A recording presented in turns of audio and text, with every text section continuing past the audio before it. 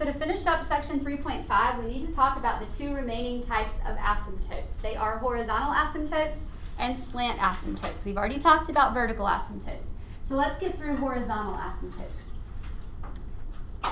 First thing you need to realize, to find a horizontal asymptote, you do not factor it.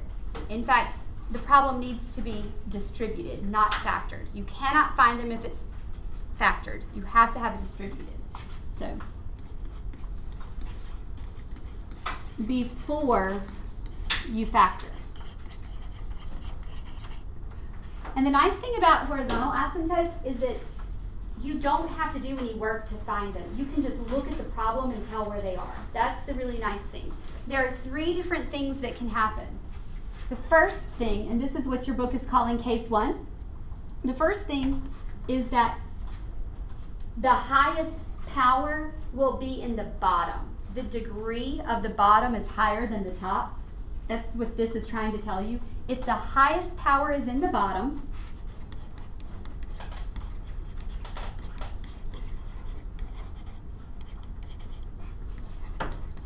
there will be a horizontal asymptote at y equals 0 every single time you have a problem where the highest power is in the denominator. Every time you will have a horizontal asymptote at the line y equals 0. Does anybody know what the name of that line is? It has a special name. The line y equals 0, what is it? Is it the y-axis? Think it through. Horizontal line. It's the x-axis, yeah. So anytime the highest power is in the bottom, you will have a horizontal asymptote along the x-axis every single time. The second case that could happen is that the highest power on top and bottom will be equal. So they will have equal degrees or equal high powers, however you want to say that. Top and bottom have the same degree. That's the second case. If they have the same degree, you simply take the quotient of the coefficients of the highest powers. I'm going to write it like this and then show it to you. It really will make sense. If they have the same degree, there will be a horizontal asymptote at y equals a over b, where a and b are the coefficients of the highest powers. So for example, if we had the problem, I'll just do it right here, y equals 3x cubed minus 5 over 2x cubed plus x. Where's your highest power? They're the same, right? The highest power on top is cubed, the highest power on bottom is cubed. They have equal degrees. So the horizontal asymptote occurs at y equals 3/2, whatever the quotient of those coefficients is. So you can find it without even really having to work for it. That's what this part 2 is trying to tell you. And finally, if the highest power is in the top, there is no horizontal asymptote at all. If the highest power is in the top, there is no horizontal asymptote.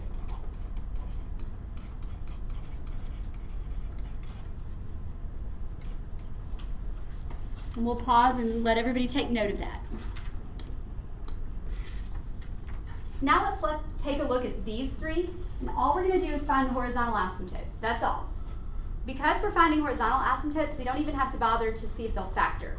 You just look at them. They need to be distributed all the way out, and all three of them are. Look at the top one, part A. 3x over 2x squared minus 1. Where's the highest power? In the bottom. So since that highest power is in the bottom, where is its horizontal asymptote? At where? Yes, y equals 0. And you have to list that. Like you have to say y equals. You can't just say at 0. You have to let us know it is a horizontal line. You have to have y equals with it. For a vertical asymptote, you have to have x equals with it. All right, look at the second one. G of x equals 3x squared plus 1 over x squared minus 2x plus 1. Where's the highest power there? They're equal, so you take the quotient of the coefficient. They're equal, so you take the quotient of the coefficients. So this is understood to be y equals 3 over what? 1.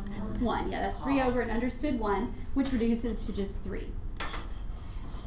Any questions so far? You're okay with that? Okay. And finally, for part C, where's your highest power? It's on the top. And if it's in the top, there are no horizontal asymptotes. So we'll just say none. It's pretty easy, right? Yes. You just have to memorize it. If you fail to memorize it, guess what it'll result in? Failure. Failure. It has to be one of these 3. Right, there's nothing else. Yeah. It's either at y equals 0. And hey, do you want to know why it's at 0? Yeah? Okay. Take this problem right here. If I said 0x squared plus 3x all over 2x squared minus 1, is that really the same thing as part A?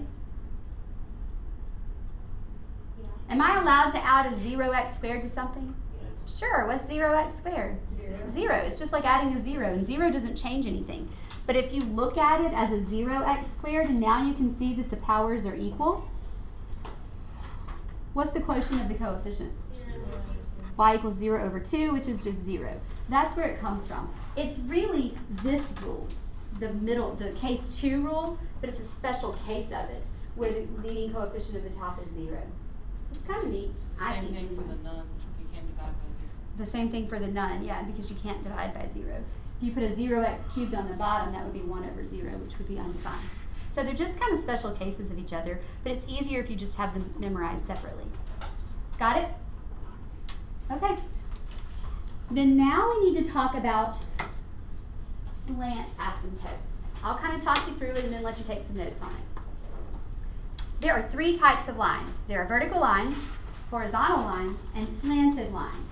And we've looked at the vertical and horizontal asymptotes. They're just invisible lines that help form a graph. Slant asymptotes are slanted lines. They will be of the form y equals mx plus b. Okay? But they only occur in a very specific case.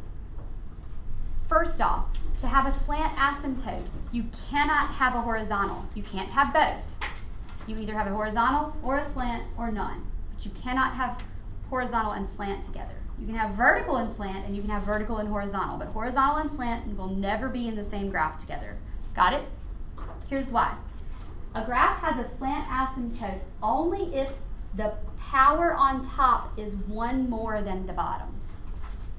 So it occurs only if power on top, or the degree of the top, is 1 more than the bottom. So obviously,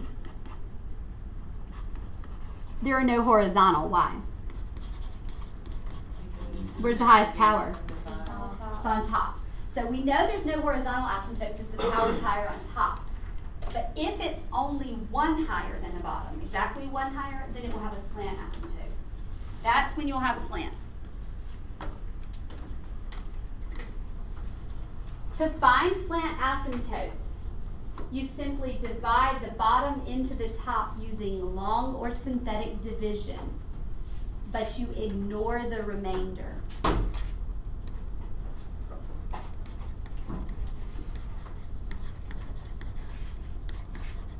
So you use longer synthetic division, but ignore the remainder.